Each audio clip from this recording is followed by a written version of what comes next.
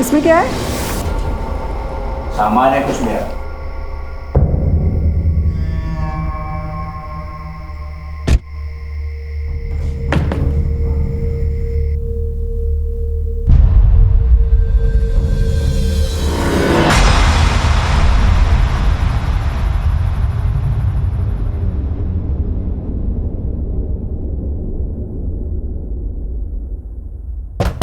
क्या कर रहे हो?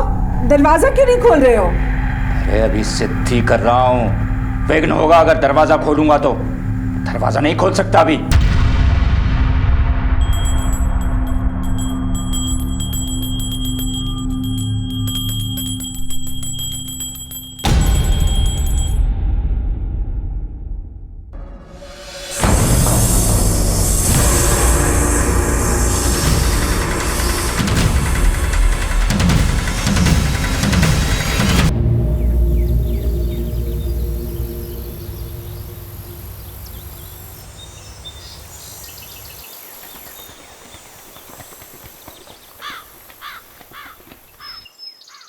क्या सोच रही हो?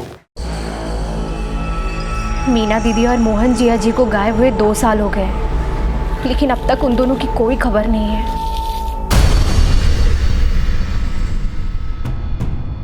अब 2 साल में कोई खबर नहीं आई तो अब क्या खाक आएगी? कहीं मर मुरा गए होंगे वो लोग।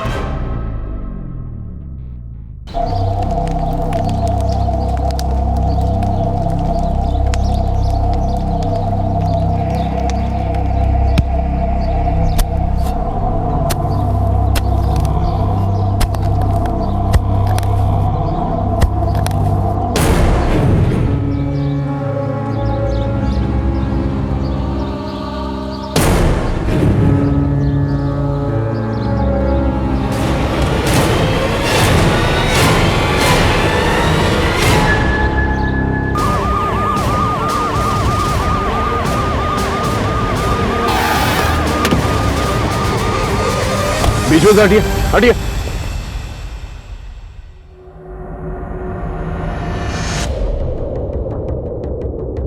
सर लगता है काफी समय हो गया है। सीना, कमर और खोपड़ी की हड्डियों के अलावा सारी हड्डियां गल चुकी हैं। स्केलेटन देखकर ये नहीं पता चल रहा है कि ये मर्द है या औरत, लेकिन स्कल क्रैक्ड है। हो सकता है इनकी मौत सर पे चोट लगने की वजह से हुई हो। एक काम करो, फॉरेंसिक के लिए भेजो, पता चल जाएगा ये मर्द है या औरत।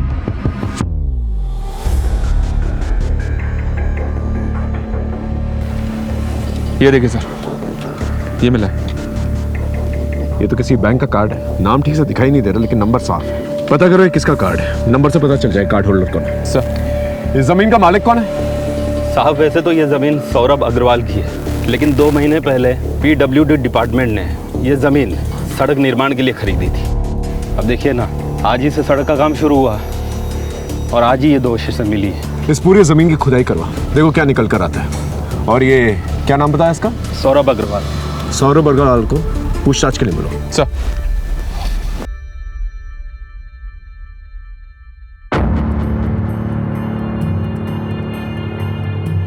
ये डेबिट कार्ड तो सर कठवा गांव के मोहनलाल का है। मैं अभी आपको इसका प्रिंट आउट निकाल के देता हूँ। सर ये रही उसकी फ़ोटो और कम्युनिकेशन डिटेल्स। साहब जैसे ही थाने से फ़ोन आया मैं दौड़ा चला आया। मुझे कुछ नहीं मालूम साहब। वैसे ही मैं शहर में नौकरी करता हूँ, मेरा यहाँ आना जाना बहुत कम होता है साहब। आपकी जमीन पे 2 अवशेष मिले, आपको इसके बारे में कुछ नहीं मालूम? नहीं साहब, मुझे इस बारे में कुछ भी नहीं मालूम। ठीक है, आप जा सकते हैं, लेकिन दोबारा ज़रूरत पड़ने पर आपको बुलाएंगे। ओके जी साहब। प्लीज़। सर। हाँ तो सर हमें खेतों में स्केलेटन्स के साथ जो डेबिट कार्ड मिला था, ये रही उस डेबिट कार्ड की डिटेल्स। मोहनलाल, ये वही मोहनलाल है जो अपनी पत्नी मीना लाल और बेटी राधा लाल के साथ गायब हो गया था। गाँव वालों ने इसके खिलाफ लूटपाट और चोरी का केस भी दर्ज किया था। ये रही उस केस की फाइल। रंजन सर ने इस केस की तफ्तीश भी की थी, लेकिन उन्हें कोई लीड नहीं मिली थी। उस जमीन पर कुछ और डेड बॉडीज मिले? नहीं सर, पूरी जमीन की खुदाई करवाई पर कुछ नहीं मिला। ठीक है, हॉस्पिटल अथॉरिटी से रिक्वेस्ट करो कि वो DNA रिपोर्ट जल्द से जल्द पेश करें, ताकि हम पता लगा सकें ये स्केलेटन्स किसके हैं और ये तीसरा इंसान कौन है जो गायब है। ये मरने वाली की बहन गायत्री अवस्थी, उससे मिसिंग कंप्लेंट भी लिखवाई थी। जी हाँ सर, गायत्री इसी गांव में मोहनलाल के घर से थोड़ी ही दूरी पर रहती है। ठीक है, इस गायत्री अवस्थी को थाने बुलवाओ पूछताछ करने के लिए। सर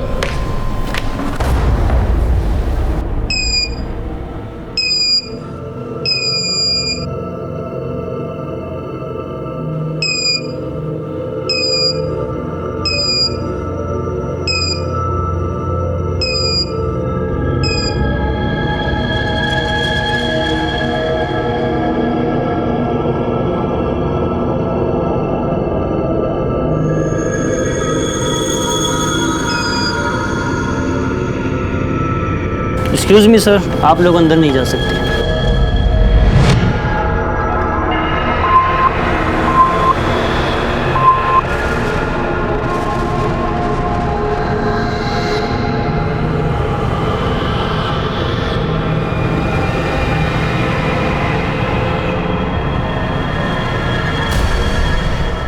ये मरने वाली की बहन गायत्री अवस्थी, उसने मिसिंग कंप्लेंट भी लिखवाई थी। जी हाँ सर, गायत्री इसी गांव में मोहनलाल के घर से थोड़ी ही दूरी पर रहती है। इस गायत्री अवस्थी को थाने बुलाओ, पूछताछ करने के लिए।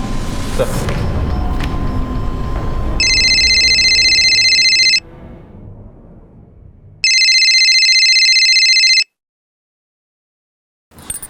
हेलो जी, मैं गायत्री अवस्थी बात कर रही हूँ जी। क्या?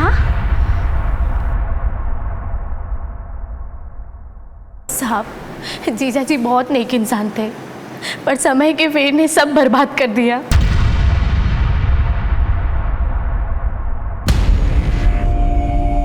आप ना इस बुढ़ापे में सारा दिन आईने के सामने खड़े होकर बाल बनाते रहिए।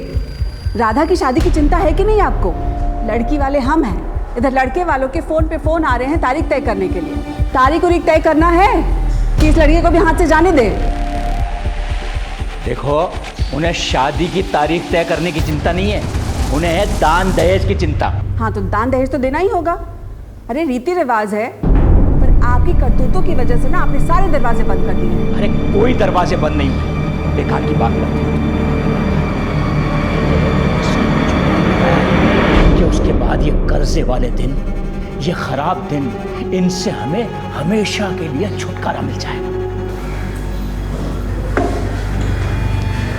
आप दोनों बाप बेटी के चेहरे पर ना थोड़ी भी परेशानी नहीं है। इधर बाप है कि ख्याली पुलाव पका रहा है, और उधर बेटी सारा दिन मंदिरों के चक्कर काटती रहती है। अरे तुमको अपनी शादी की चिंता उनता है कि नहीं? माँ, मेरी शादी की चिंता करने की कोई ज़रूरत नहीं है आपको।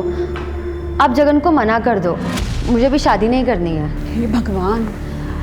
अरे बेटा, ऐसी बात नहीं करते हैं। अब भगवान मालिक है, जो करेंगे अच्छा करेंगे।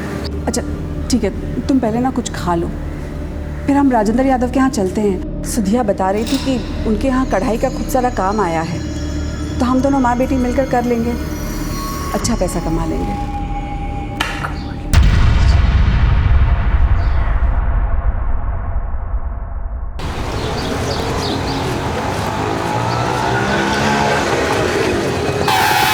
अरे चाची आइए बैठिए, मैं घर छोड़ देता हूँ। मैं पैसे लेकर नहीं आई हूँ। अरे पैसे की कौन बात कर रहा है चाची, मैं घर ही जा रहा हूँ। आइए बैठिए आप दोनों, मैं छोड़ देता हूँ। आओ ना।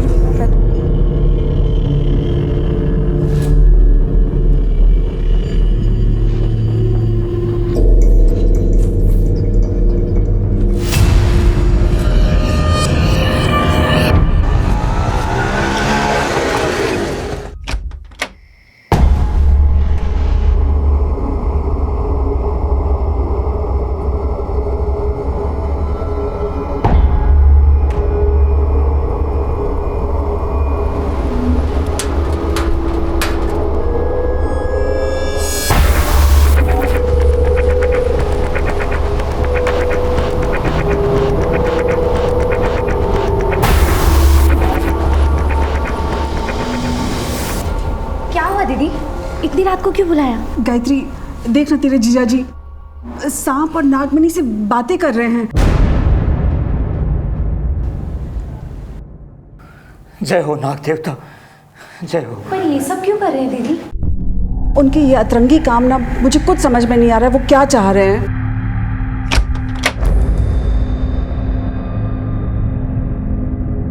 राधा बिटिया, अब तू देखना, तेरी शादी इतने धूमधाम से करूंगा ना, पूरा गांव देखता रह जाएगा। और गायत्री, बस 11 दिन की बात है, उसके बाद मैं तेरी और अशोक की किस्मत बदल के रख दूंगा। तू देखना तेरे जीजा जी क्या करते हैं तेरे लिए। तो क्या हमारा 15 लाख का कर्जा भी उतर जाएगा? अरे 15 लाख का कर्जा तो उतर ही जाएगा, हमारी तिजोरी भी भरी रहेगी।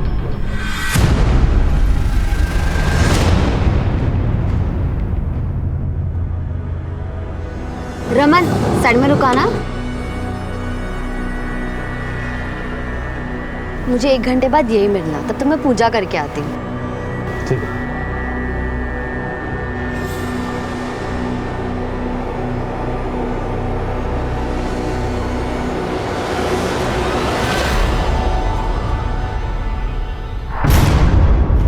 राधा, कहाँ रहती हो आजकल? ना फोन करती हो ना फोन उठाती हो, कल मिलने भी नहीं आई। शादी तक कितना तक पाओगे क्या? इरादा क्या है तुम्हारा? हमारी तुम्हारी कोई शादी नहीं हो रही, इसलिए ना ही अपना टाइम वेस्ट करो और ना ही मेरा। लेकिन क्यों? अब सगाई कर ली तो शादी करने में क्या परेशानी है? कोई परेशानी नहीं है, बस इतना समझ लो ये शादी नहीं हो सकती।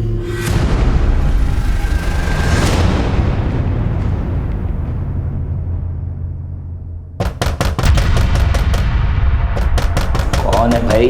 अरे आ रहे हैं। कहाँ है हमारा पैसा? कर्जा लिया है, दान लिया है, लौटाने का नाम ही नहीं ले रहा और मुंह छिपा छिपा के भाग रहा है। अरे 10 दिनों के बाद मैं तुम्हारा सारा पैसा वापस कर दूंगा और चाहिए तो मुझसे सूद पे पैसे लेके जाना। 10 दिन में ऐसी कौन सी करामात होने वाली है? दिखाता हूँ, ये देखो, इन 2 डिब्बों में है करामातों की कुंजी। क्या इन डिब्बों में? खुद ही देख लो। जरा हम भी तो देखें। देखो।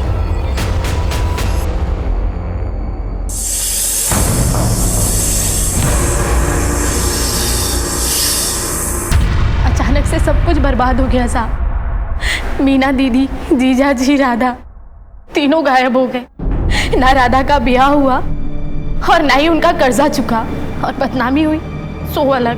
और अब 2 साल बाद उनकी लाश। ये लीजिए पानी।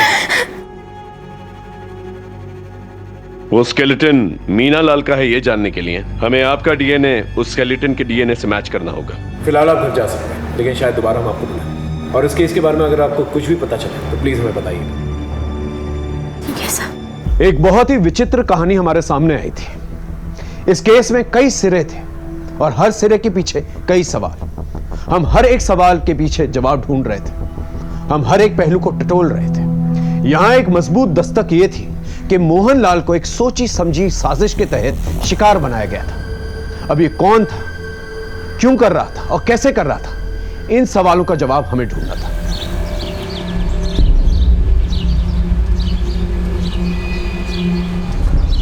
चल आज के लिए इतना ही, अब निकाल मेरे पैसे। लेकिन कल प्लीज यार नई वीडियो लाना। लेकिन कल 30 रुपए लगेगा, बोल देता हूँ। ये काली चाय? दूध नहीं है घर में, चीनी और पत्ती भी पड़ोसियों से मांग कर लाई हूँ। कुछ करो जगत। अरे कम से कम नौकरी ही चेंज कर लो। कितने पढ़े लिखे हो तुम? अरे उषा, ऐसे बीच में ये नौकरी नहीं छोड़ सकता। पता है बॉस ने सैलरी रोक रखी है मेरी। तो कब देगा सैलरी? तुम मुझे अपने भाइयों से भी मदद नहीं लेने देते। अरे उनसे मदद लेके मरना है क्या मुझे? हमारी लव मैरिज हुई है। तुम्हारे सारे भाई मुझसे खार खाए हुए बैठे हैं, कभी भी बदला ले सकते हैं हमसे। तो बताओ अब मैं क्या करूं? गर्व को भी स्कूल नहीं भेज रही हूँ। स्कूल वाले बार बार फीस मांगकर उससे सारे बच्चों के सामने टॉर्चर करते हैं। देखो मैं बात करता हूँ बॉस, अगर सैलरी मिल जाए तो थोड़ी राहत हो जाएगी। मम्मी भूख लग रही है, जल्दी खाना दो।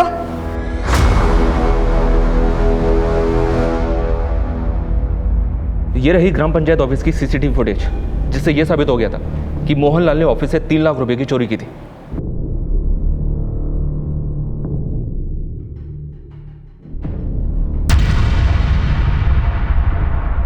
चोरी के अलावा और कोई कंप्लेंट है? जी हाँ सर, उसने गजेंद्र सिंह उर्फ गज्जू और सत्येंद्र सिंह उर्फ सत्तू से भी 1-1 लाख रुपए उधार लिए थे। ये गजेंद्र सिंह और सत्येंद्र सिंह ये वही लोग हैं ना जिनकी मौत 2 साल पहले हुई थी मोहनलाल के घर पे सांप के काटने की वजह से? जी हाँ सर। लेकिन उन दोनों की लाश हमें जंगल में मिली थी और हमने उन दोनों की लाशों का पंचनामा भी किया था।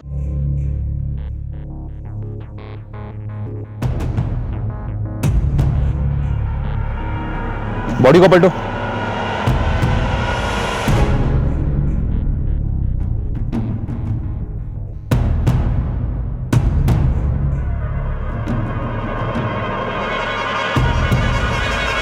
दोनों बॉडीज पूरी तरह से नीली पड़ गई हैं। शायद इनकी मौत सांप के काटने से हुई है। फिर भी एहतियात के तौर पर बॉडी को पोस्टमार्टम के लिए भेज दो और आसपास के गांव में पता करो ये लोग कौन है और यहाँ किस काम से आए थे। और हमें तुरंत पता चल गया था कि ये लाशें गज्जू और सत्तू की हैं। फिर गांव के पंचों ने मोहनलाल के खिलाफ शिकायत दर्ज की थी हम इंक्वायरी के लिए मोहनलाल के घर पहुंचे तो वहाँ ताला लगा हुआ था। फिर हमें पता चला कि उसने गज्जू और सत्तू से 1-1 लाख रुपए ब्याज पे उधार लिए थे। और उसी वक्त मोहनलाल अपनी बीवी मीना लाल और बेटी राधा लाल के साथ फरार हो गए। Right sir. और आज 2 साल बाद हमें स्केलेटन मिले हैं जिसके साथ हमें मोहनलाल का डेबिट कार्ड मिला है। अगर ये मान कि एक लाश मोहनलाल की, तो ये दूसरी लाश किसकी? माया बेटी दोनों में से किसी एक की होनी चाहिए। हो सकता है एक लाश अगर माँ की है तो बेटी गायब है, और अगर एक लाश बेटी की है तो माँ गायब है। या फिर हो सकता है कि माँ बेटी दोनों गायब हो, लाश किसी और की। या फिर ये भी हो सकता है कि माँ बेटी को कहीं और पे मारा गया। सवाल कहीं है, देखते हैं जवाब क्या मिलता है। एक बार डीएनए रिपोर्ट्स आ जाएंगी ना, सब कुछ साफ हो जाएगा। तुम्हें देख के कौन कहेगा कि तुम एक क्वालिफाइड मैकेनिकल इंजीनियर हो? 3 महीने से एक ही प्रोजेक्ट पे काम कर रहे हो। तुम्हें पता है ना कि हमारी company project to project basis पे ही पेमेंट करती है। Yes sir. अगर तुम्हें पैसे चाहिए तो प्रोजेक्ट पूरा करो, quick. No result no pay. Do you understand? Okay sir. Now get back to your work right now.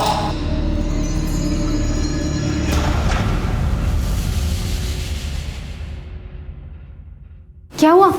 Salary मिली क्या? नहीं, इनफैक्ट मैं कल से नौकरी पे भी नहीं जा रहा। अरे मेरा बॉस मुझसे ज्यादा अच्छे से तो अपने ड्राइवर से बात करता है। क्या फायदा है इतना पढ़ने लिखने का, इंजीनियरिंग करने का? जगत प्लीज अभी जॉब छोड़ने की सोचना भी मत। अरे घर की फीस भरनी है और फिर घर कैसे मैनेज होगा? देखो जब तक कहीं अच्छी जगह जॉब नहीं मिल जाती ना, प्लीज थोड़ा टाइम और यहाँ बर्दाश्त कर लो प्लीज। मोहनलाल, मीना लाल और राधा लाल की तस्वीरें तो तुमने सर्कुलेट की है, कुछ निकल के आया? नहीं सर। और वो नागमणि? लोकल सपेरों से इंक्वायरी की सर, लेकिन किसी ने भी मोहनलाल या उसके परिवार में से किसी को नहीं पहचाना। वैसे भी सर आप तो जानते ही हैं कि नागमणि जैसी कोई चीज़ होती नहीं है। लेकिन गायत्री के मुताबिक ये सच नहीं है।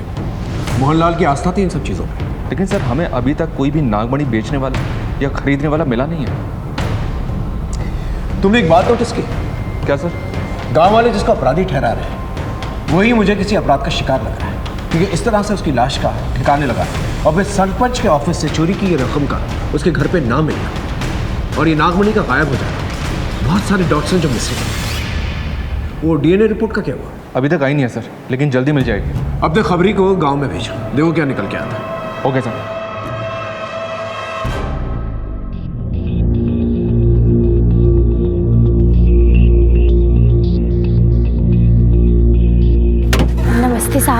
साहब मैं आप लोगों को एक बात तो बताना ही भूल गई। राधा एक दिन मेरे घर पर आई थी अकेली। मुझे बताना, शायद मैं तेरी कुछ मदद कर पाऊँ। मौसी, आप मेरी कसम खाओ कि आप ये बात किसी को नहीं बोलोगे। मैं तेरी कसम खाती हूँ, किसी से कुछ नहीं कहूँगी। पर बता बात क्या है? मौसी,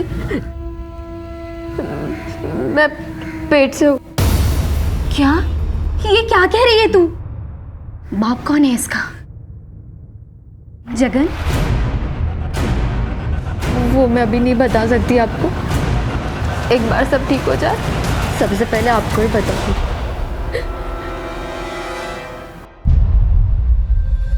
दीदी, आपका भाई? सर हम इन्वेस्टिगेशन के इस एंगल को ओपन करते हैं और राधा के बारे में पता करते हैं। आपको क्या लगता है राधा अपनी मर्जी से प्रेग्नेंट हुई थी या उसके साथ जबरदस्ती की गई थी? साहब अगर जबरदस्ती नहीं होती तो वो रोती क्यों? मुझे तो यकीन है ये काम उस लिच्चड़ मनोज मिश्रा ने ही किया होगा। जीजा जी ने उससे पैसा उधार लिया था।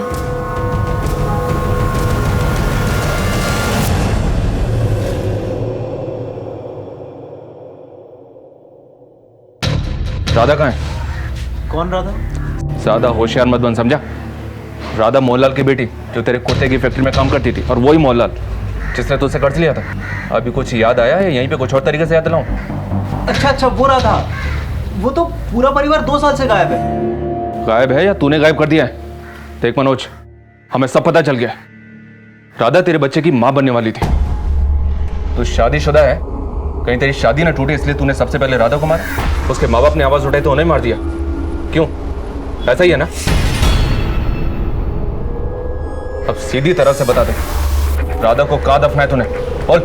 सर वो मेरे यहाँ सिर्फ काम करती थी, उससे ज्यादा मेरा उससे कुछ लेना देना नहीं है। और अगर उसके पेट में बच्चा था तो वो उसके मंगेतर जगन का होगा, उससे मेरा क्या लेना देना? क्या राधा मां बनने वाली थी? किसके बच्चे की?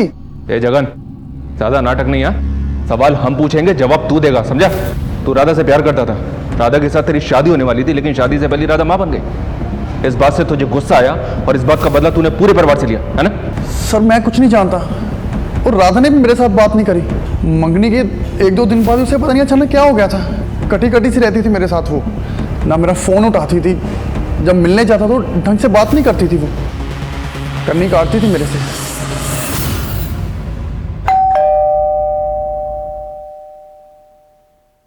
ये लो 1000 रुपए। रुको, कहाँ से लाई ये पैसे? अपने कान के बुंदे बेच कर लाई हूँ। मैं गर्व का फ्यूचर ऐसे बर्बाद होते हुए नहीं देख सकती, और उसे पढ़ने के लिए भी नहीं बोल सकती। पता नहीं पूरा दिन कहाँ घूमता फिरता है। अब आप जाओ और उसके स्कूल की फीस भर दो। अरे अब जाओ ना।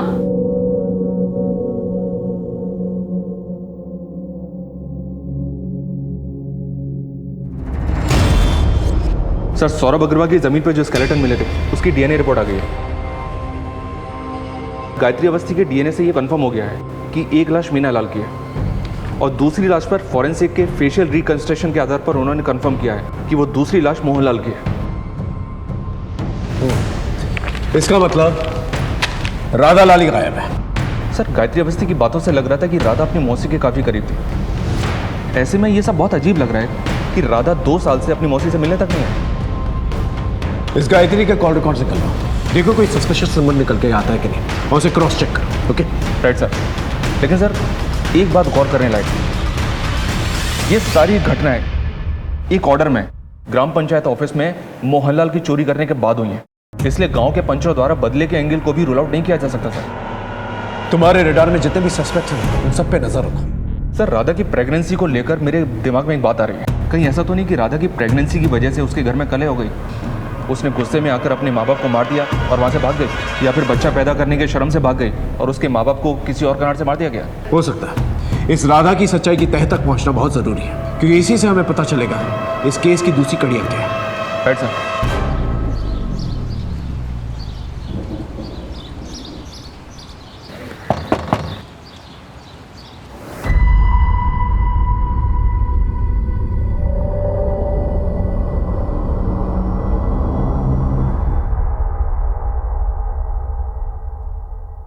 स्कूल वाले मान गए 1000 रुपए में। कल से हमारा घर स्कूल जाएगा ना। जगत, संभालिए अपने लड़के को, खुद तो बिगड़ा हुआ है ही, साथ में हमारे बच्चों को भी बिगाड़ रहा है। अरे 20-20 रुपए लेके अपने मोबाइल पे हमारे बच्चों को ये गंदी फिल्में दिखाता है। अगली बार अगर ये पकड़ा गया ना तो यहाँ नहीं, सीधा पुलिस स्टेशन जाऊंगा, संभाल लेना। तेरे पास फोन कहाँ से है? मोबाइल खरीदने के पैसे कहाँ से आए तेरे पास? दिखा, फोन दिखा। अरे ये तो मेरा मोबाइल है, ये तूने चुराया था। तो क्या करूं, स्कूल से निकाल दिया। पॉकेट मनी के नाम पर सिर्फ 1 रुपया भी नहीं होता है मेरे पास। कुछ ना कुछ तो करना पड़ेगा ना।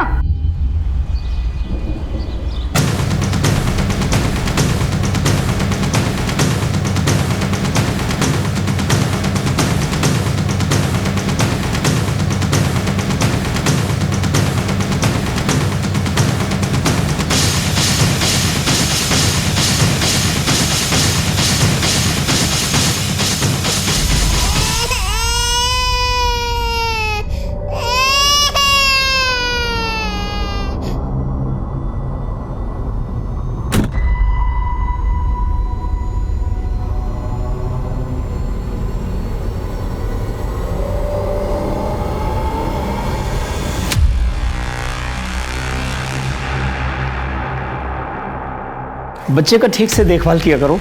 बुखार है, वही मैं दवाइयाँ लिख करके दे रहा हूँ। 2 दिन के बाद फिर से लाके दिखा लेना।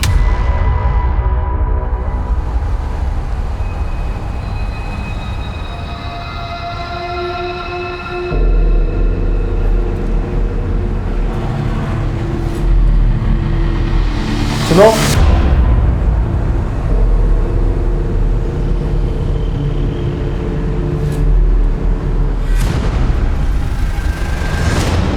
हमारी पूरी कहानी राधा के इर्द गिर्द फंसी हुई थी। हम जैसे जैसे इन्वेस्टिगेट कर रहे थे, राधा की कहानी और भी रहस्यमय होती चली जा रही थी। राधा के चरित्र के अलग अलग नैरेटिव्स हमारे सामने आ रहे थे, जिसकी वजह से हम अपनी थ्योरीज बनाने में थोड़ा सा कंफ्यूज हो रहे थे। 2 साल बीत चुके थे, केस में बहुत कुछ बदल गया था, लेकिन एक बात तय थी कि 4 लोगों की मौत हुई थी, जिसमें से सत्येंद्र सिंह और गजेंद्र सिंह की मौत सांप काटने की वजह से हुई थी और मोहनलाल और मीनालाल को मारकर गाड़ दिया गया था। बहरहाल जिन जिन पे हमें शक था हमने उनकी घेराबंदी कर ली, बस राधा लाल का कोई सुराग नहीं मिल रहा था। ऐसे में अचानक से मेरे ट्रांसफर पेपर्स आ गए। मेरा ट्रांसफर दिल्ली के प्रीत विहार पुलिस स्टेशन में हुआ। वहां पहुंचते ही एक बहुत ही अनोखा केस मेरे सामने आया। ये केस केवल अनोखा नहीं बल्कि दूसरे केसेस से भी जुड़ा हुआ था।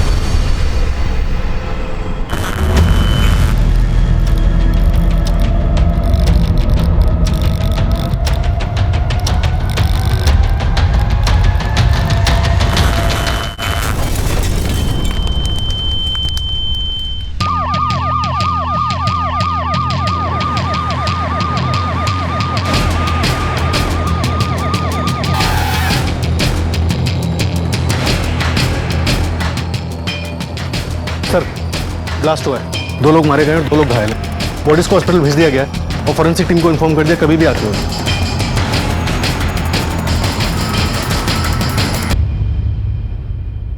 सबसे पहले हमें यह पता लगाना होगा इस ब्लास्ट में कौन सा मटेरियल यूज किया गया और उसके पीछे क्या मकसद है। हो सकता है ये टेररिस्ट एक्टिविटी का। इस फार्म हाउस का मालिक कौन है? Prashant Verma sir, London based NRI। यहाँ एक सिक्योरिटी गार्ड परमानेंट जॉब करता था जो यहीं रहता था। फिलहाल वो फरार है। इस फार्म हाउस को सील कर और सिक्योरिटी गार्ड को जल्द से जल्द तलाशो। अपने बॉम्ब स्क्वाड और फोरेंसिक टीम से कहो इस फार्म हाउस की अच्छी तरह से तलाशी ले। ये जिस किसी ने भी किया है वो समाज के लिए काफी खतरनाक हो सकता है।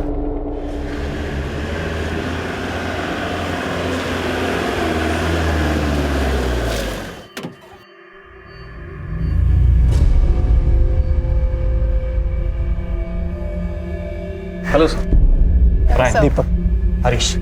चलिए सर, पहले प्रेजेंटेशन देख लीजिए, उसके बाद देखते हैं क्या करना है।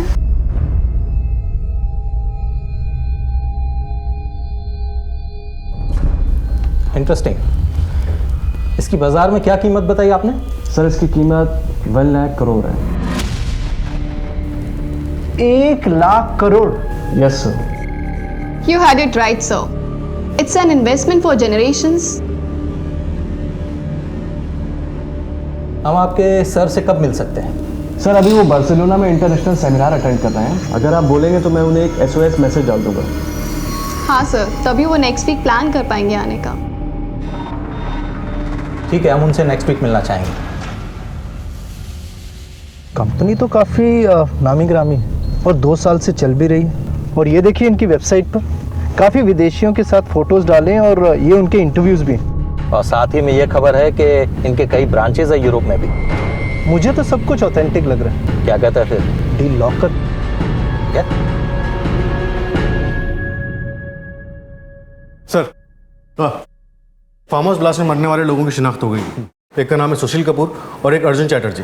दोनों के घर वालों को नहीं पता था कि वो यहाँ आए थे। उनके घर वालों को इस ब्लास्ट के बारे में भी कुछ नहीं पता। घर वालों की CDR रिपोर्ट निकालो, हम कोई चांस नहीं ले सकते। Right sir.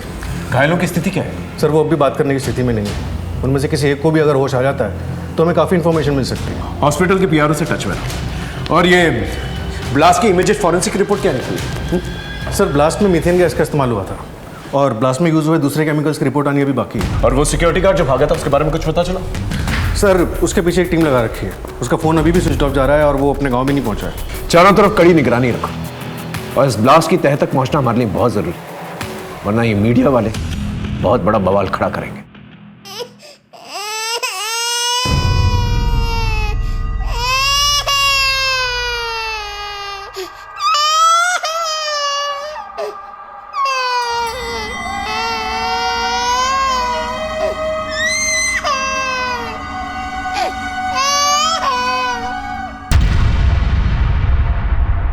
बेटा, तेरे इन आंसुओं का जिम्मेदार मैं हूं। मैं मानता हूं कि न तो मैं अच्छा बाप बन पाया और न अच्छा पति। कैसी बातें कर रहे हैं आज आप? सच ही तो कह रहा हूं। पर राधा बेटा, अब नहीं, मैं तुम दोनों की आंखों में कभी आंसू नहीं आने दूंगा। वादा करता हूं। तुम लोगों ने मेरी वजह से बहुत भुगता है, बहुत झेला है, पर अब नहीं। तू मेरे लिए बस इतना कर, एक बार हंस दे अपने पापा के लिए, जैसे बचपन में हंसती थी। हंस दे।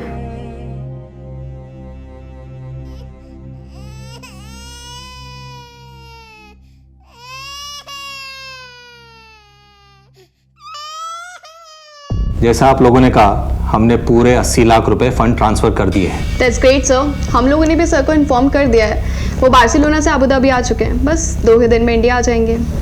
तब तक हम कॉन्ट्रेक्चुअल एंड लीगल फॉर्मेलिटीज कर लेते हैं, ताकि जब सर आए तो पेपर वर्क स्मूथ हो जाए। That's great sir. Farm house में जो ब्लास्ट हुआ था, उसी पैटर्न का एक ब्लास्ट 3 महीने पहले कोलकाता में भी हुआ था। ये पुलिस हेडक्वार्टर से फाइल की कॉपी आई है। ये तो काफी शॉकिंग है। क्या हुआ सर?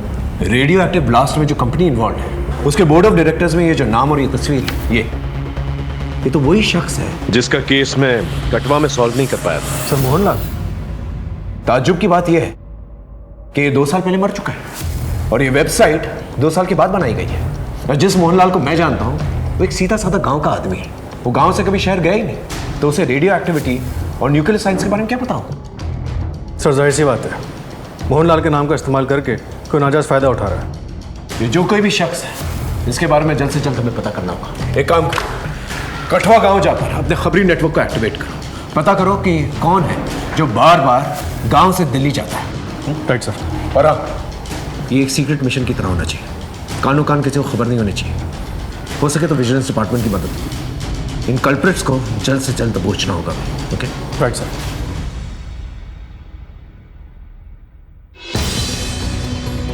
हमने और हमारी टीम ने एक रणनीति तैयार कर ली थी और हमने बहुत ही सावधानी से सारे कल्प्रिट्स को एक साथ बिना किसी हलचल के दबोचना चाहते थे, ताकि कोई भी भाग निकलने में कामयाब ना हो सके।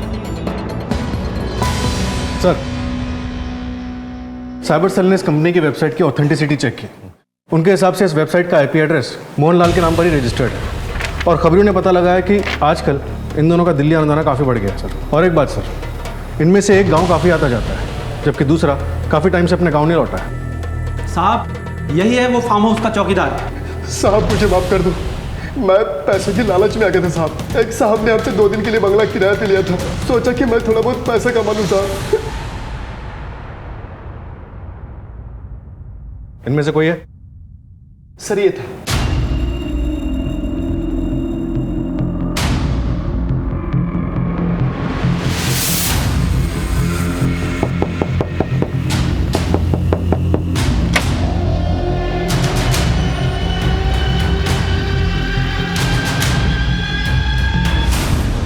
सर हेडक्वार्टर से इन लोगों के कारनामों की एक और लिस्ट आई है। इन्होंने गोरखपुर में दीवार और कपड़े के आर पार देखने वाले चश्मे को बेचकर 5 करोड़ की ठगी की।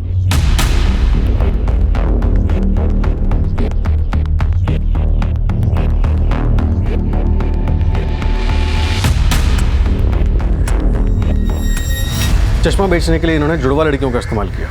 जुड़वा लड़कियों? हाँ सर। और लोगों को लगा कि एक ही लड़की दीवार के आर पार से नजर आ रही है। इसके बाद इन्होंने दार्जिलिंग में रुद्राक्ष और माला बेचकर 3 करोड़ की ठगी की।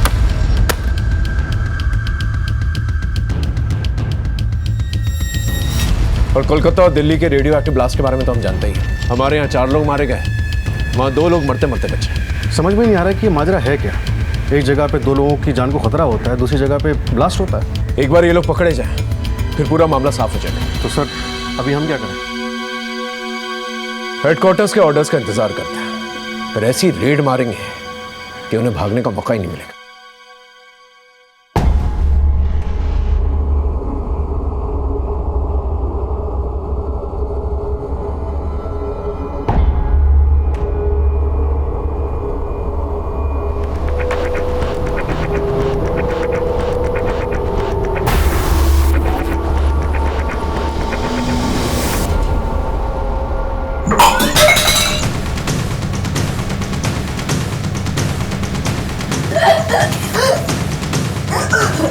सर,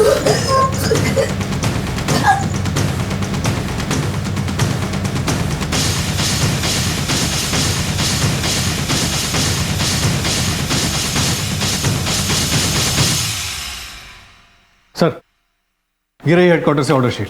हम अपने एंड पे पूरी तरह से प्रिपेयर्ड हैं। अरेंजमेंट फुल प्रूफ है? पूरा अरेंजमेंट हो गया सर। हमारे सोर्सेज के हिसाब से सारे कल्प्रिट्स एक ही जगह पे मौजूद हैं। Go ahead.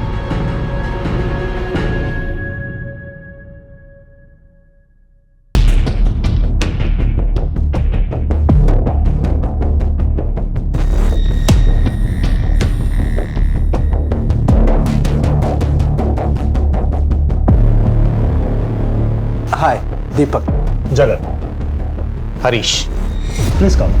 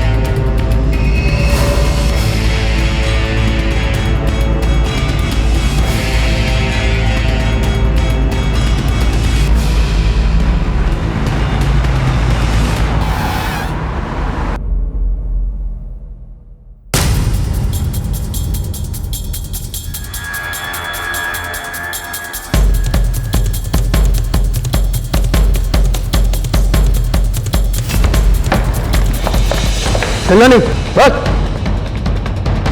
हिलना नहीं। डालो सबको अंदर। डाल, चल चल चल, चलिए चलिए, चलो चलो चलो।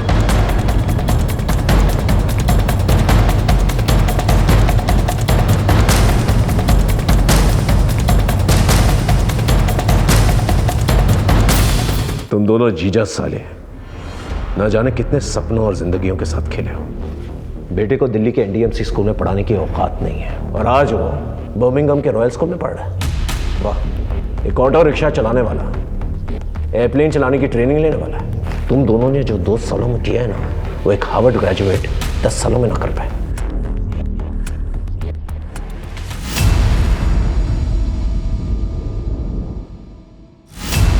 जगत शर्मा एक क्वालिफाइड मैकेनिकल इंजीनियर और इतने सारे काले कारनामे, इस सबके पीछे कहानी क्या है? सर, आजकल एक इंजीनियर और सिक्योरिटी गार्ड में कुछ फ़र्क नहीं रह गया।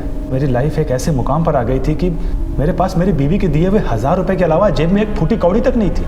और फिर मैं ज़िंदगी से परेशान होकर के एक ज्योतिष के पास गया। उसने मुझे 1000 रुपये में एक माला बेची जिसकी कीमत 20 रुपये से भी ज़्यादा नहीं थी।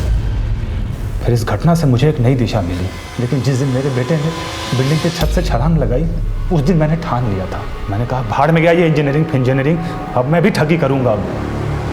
और फिर मैं अपने जीजा से मिल करके ठग बन गया। ये रेडियो एक्टिव डॉल की कहानी क्या है? सर, एक दिन मैंने अखबार में एक आर्टिकल पढ़ा था कि रेडियो एक्टिव पदार्थ का यूरोपियन मार्केट में बहुत ज़्यादा वैल्यू है। मैं अपने आसपास एक डॉल ढूंढने लगा। फिर कुछ दिनों के बाद मैंने अपने जीजा की दुकान पर एक डॉल देखी। तब मेरे दिमाग में एक आइडिया आया। ये नाग और नागमणि का आइडिया तेरा था ना रमन चौधरी? सर, मैं मोहनलाल से गांव में जुए की हर बाजी जीता था। एक दिन उसने मुझसे पूछा, ये रहे मेरे 3 बादशाह। ओ, फिर से? भाई एक बात बताओ, आप हर बाजी कैसे जीत जाते हो? ये सब मेरी माला का कमाल है। मेरे पास पैसे नहीं है, वरना मैं एक नागमणि के बारे में जानता हूँ। वो अगर मुझे मिल जाए ना, मेरी सारी इच्छाएं पूरी हो जाए। वो नागमणि है कितने की? सिर्फ 5 लाख। मैंने उसकी आंखों में मणि पाने की चाहत को पढ़ लिया। देख, ग्राम पंचायत के फंड्स ऑफिस में रहते हैं, चुरा ले। मेरे ही कहने पे मोहनलाल ने चोरी की। भाई ये पूरे 5 लाख रुपए, 3 लाख रुपए मैंने वो ऑफिस से चुरा लिए थे। 1 लाख रुपया मैंने सत्तू और गज्जू से ब्याज पे ले लिया। काम तो हो जाएगा ना भाई? ये लो, इससे तुम्हारी सारी इच्छाओं की पूर्ति होगी। मुझे पता था कि कोई चमत्कार नहीं होने वाला। मुझे तो लगा था कि एक दिन सांप खुद उन्हें डस लेगा और उसी के साथ सारे किस्से कहानियां खत्म हो जाएंगी, मगर गज्जू और सत्तू की मौत ने सब गड़बड़ कर दिया। सांप सत्तू और गज्जू को काटने के बाद गायब हो गया। फिर दोनों पति पत्नी मुझसे मिलने आए। साले धोखेबाज, निकाल मेरे पैसे। कैसे पैसे? चल निकल यहाँ से, नहीं तो पुलिस में दे दूंगा। तुम्हारे कारण सत्तू और गज्जू की मौत हुई और तुम्ही ने गांव में चोरी भी की। पंचों ने तुम्हारे खिलाफ पुलिस में कंप्लेन भी करवा दी है। किसी को पता ना चले इसलिए मैंने लाशों को किसी सुनसान जगह पे गाड़ दिया। जमीन की खुदाई हुई, वहाँ पर मोहन और मीना के स्केलेटन्स मिले। ये राधा को कैसे फंसाया? मैंने राधा को एक झूठी कहानी सुनाई। गाँव वालों ने तुम्हारे माँ बाप को मार दिया है। क्या? और वो तुम्हें भी कभी भी मार सकते हैं। देखो राधा, इससे पहले कि वो तुम तक पहुंचे, तुम भाग चलो मेरे साथ। चलो ना, चलो। मैं उसका ख्याल रखता था और उसके बदले में उसका इस्तेमाल करता था। राधा कहाँ है?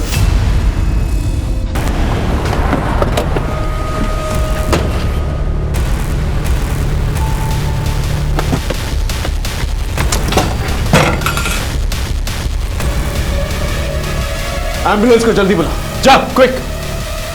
रमन के बताए गए पते से हमने राधा और उसके बच्चे को बचा लिया। राधा ने इस बात की पुष्टि की कि उसके बच्चे का बाप मनोज ही है। मोहनलाल के केस में एक बड़ी दस्तक छुपी हुई थी। उसने अपने अंधविश्वास में आकर अपनी बर्बादी की कहानी लिख डाली। जगत जैसे पढ़े लिखे लोग भी इस धोखाधड़ी के बाजार में सरगर्म है। वो अपने क्लाइंट्स को संतुष्ट करने के लिए किसी भी हद तक जा सकते हैं। माला पहन लेने से, रंग बिरंगे धागे बांध लेने से कोई चमत्कार नहीं होते। इनका इलाज सिर्फ और सिर्फ आपके पास है। इसी दस्तक के साथ मैं आपसे विदा लेता हूं। फिर मिलेंगे एक नए केस के साथ। तब तक देखते रहिए क्राइम पेट्रोल दस्तक, क्योंकि मकसद बताना नहीं, बचाना है। जय हिंद।